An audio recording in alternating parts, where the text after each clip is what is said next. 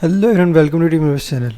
And in this short video, I'll show you how to display FPS counter in Ubisoft games. So before starting video, if you are new in this channel, then hit subscribe button and also like the video.